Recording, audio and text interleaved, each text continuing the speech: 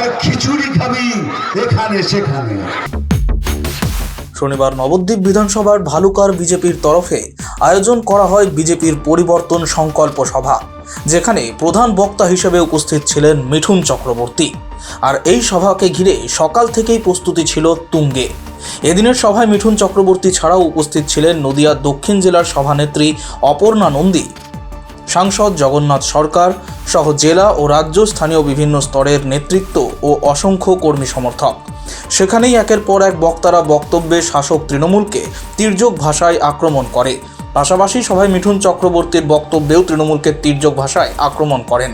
এছাড়াও এদিন সভায় দলীয় কর্মীদেরও গোষ্ঠী কোন্দল থাকলেও আগামী নির্বাচন পর্যন্ত তা থামিয়ে সকলে এক হয়ে নির্বাচনে ঝাঁপিয়ে পড়তেও আহ্বান জানান। এছাড়াও রাজ্যের একাধিক জায়গায় এবছরের সরস্বতী পুজোয় বাধা দানের যে অভিযোগ উঠেছিল তা নিয়েও শাসক দলকে নিশানা করেন মিঠুন চক্রবর্তী।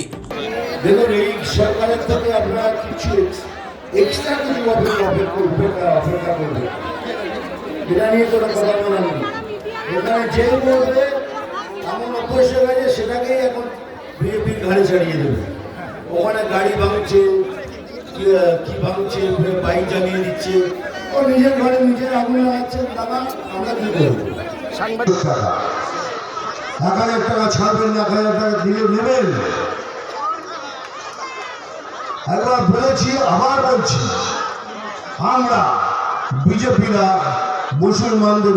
নদিয়া থেকে Madhab Debnath, Street Voice digital.